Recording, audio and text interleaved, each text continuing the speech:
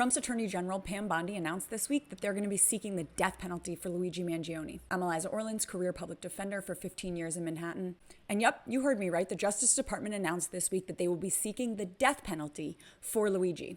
Pam Bondi has said that she has directed federal prosecutors to seek the death penalty be carried out in this case for a premeditated, cold-blooded assassination that shocked America. Now, the reasons she's claiming they want to seek the death penalty is because the murder took place in public with bystanders nearby and may have posed a grave risk of death to additional persons.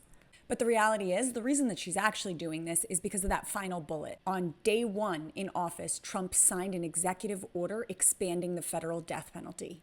I recorded this video on that uncharted territory with all the horrible things going on, but I want to get into one specifically. Here's the executive order I really want to talk about. One of the many executive orders Trump signed was this one, restoring the death penalty and protecting public safety. The Biden administration had issued a moratorium on the federal death penalty. July 1st of 2021, Attorney General Merrick Garland was the one who imposed the moratorium on the death penalty in the Biden administration.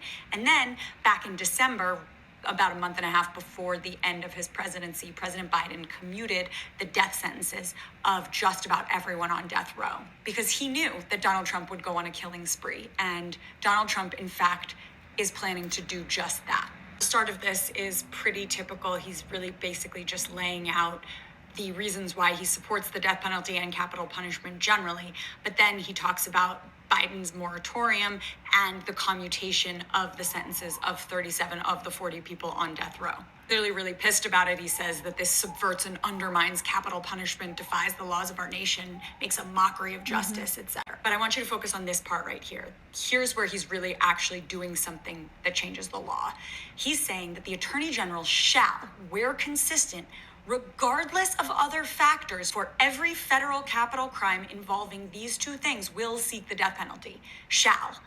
The murder of a law enforcement officer or a capital crime committed by an alien illegally present in this country. Now, the reason why this matters is because typically each individual U.S. attorney for each state would determine, based on the prosecution, based on every other factor, whether or not to seek the death penalty, depending on the circumstances.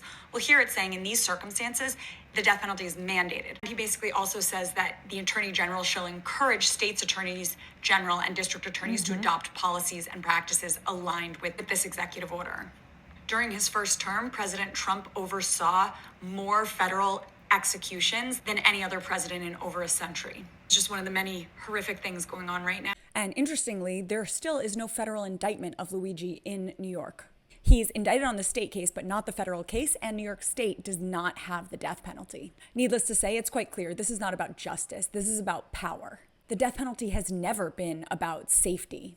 Furthermore, the death penalty is racist, it's expensive, it's arbitrary, it doesn't deter crime, and worst of all, it's final.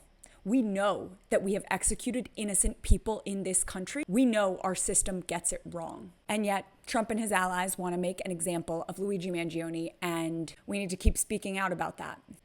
I'm thinking of doing a deep dive on his case, breaking it down in really granular detail. If folks would be interested in that, please leave comments and let me know what you want to hear. But regardless, please make sure you're following me here and on all platforms for more. All of my social media platforms and my Substack are linked in my bio. Thanks for being here.